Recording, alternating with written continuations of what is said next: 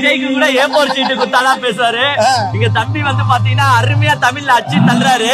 திமுக இந்த 5 வருஷம் என்னத்தை செஞ்சுது என்று கேட்காதீங்க. ஏன்னா இது வரையும் ஒவ்வொரு வீட்டில ஒவ்வொரு பயனாளிகள் வீட்டில ஒருத்தர் செஞ்சிருக்காங்க. சரி சரி, அதெல்லாம் ஒரு பக்கம் இருக்கட்டா. நீங்க 2 பேரும் நான் ரைட் சைடு லெஃப்ட் சைடு அவனை போட்டு வருஷம் உரச்சிங்கிறீங்க. அவனே ஒரு போக்க குஞ்சு மாதிரி இருக்கான். அவனை போட்டு வருஷம் உரச்சிங்கிறீங்களே, ஓடுகளி மாமிங்களா.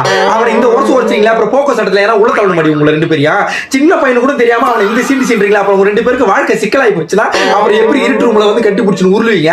இங்க வாங்கடி 2 பேரும், இங்க வாங்கடி, இங்க வாங்க மொத. ஏன்டி பம்பு செட்டு பத்தினி மாமிகளா, இதெல்லாம் கூட ஒரு பக்கம் விட்டுருண்டி. அதாவது மழை புயல் அடிச்சா அந்த வாழை மரம் சாயாம இருக்கிறதுக்கு 2 கட்டையை வச்சு முட்டு கொடுப்பாங்கல்ல, அந்த மாதிரி அந்த பையனை நடுவில் நிக்க வச்சு 2 பேரும் உரசி நிக்கிறீங்களே, ஓயாம ஓடுகாடிங்க 2 பேரும். இது என்ன அடிக்காத. அதாவது அவனை விட்டு 2 பேரும் தள்ளி நிலுங்க பார்ப்போம். அவன் நிதானமாக்குறானா இல்ல பட்டசாராயத்தை அடிச்சு விட்டு நிஞ்சா டான்ஸ் ஆறானா நான் பாக்குறேன். அதாவது அவனே வந்து மட்டையை அவரை கடைசி கட்டத்துல இருக்கிறான், கொஞ்சம் விட்டா உயிர் போயிடும் போல அந்த ஸ்டேஜ்ல இருக்கிறான். அவனை கூட்டு நிக்க வச்சுக்கிட்டு இந்த மாதிரி அட்டூழி பண்ணிக்கிறீங்களே. போக்கோ சட்டத்துல தான் கேஸ ஃபைல் பண்ணுங்க இவனுக்கு மேல 2 பேர் மேலையா.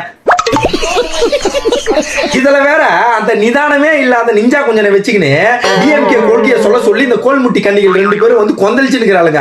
அவனே நிதானம் இல்லாம கடைசி உயிர் போற நிலைமையில இருக்கிறான். அவனை வச்சு நீங்க எதுக்கிட்டு இந்த அல்லோல் போட்டுக்கிறீங்க 2 பேரும்.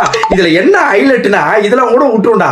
அதாவது அவன் ஒரு கோட்டை அடிச்சு விட்டு ஒரு கொள்கையை சொன்னா பாருங்க, அப்படியே கொப்பிளிச்சு மூஞ்சிலே துப்பனா பளிச்சுன்னு. அதாவது இதுல என்ன ஹைலைட்னா, அதாவது பயனாளிகள் வந்து ரொம்ப பயனுட்டு இருக்காங்க. எந்த பயனாளிகள்? எங்க ட்ரெயின்ல போற பயனாளிகளா இல்ல பஸ்ல போற பயனாளிகளா? இன்னாத பயனாளிகள் புரியலையே. இப்ப நீ என்ன சொல்றனா, அதாவது பிற்போக்கும் எல்லா உயிருக்கும் ஜாதி மதம் பேதமின்றி இளைஞர்களை நல்வழிப்படுத்துதல், இளைஞர்களை கல்வித்திறனை மேம்படுத்தி அவர்களை நல்வழிப்படுத்துதல். இதை வந்து ரிப்பீட்டடா 4 முறை சொல்லு பாப்பாங்கள 2 பேரும். இந்த 2 பேரும் முட்டு கொடுத்து விட்டு தள்ளி நில்லுங்க, 2 பேரும் ஓடு கிடையாது தள்ளி நில்லுங்க. அவனை சொல்லுங்க பாப்போம்.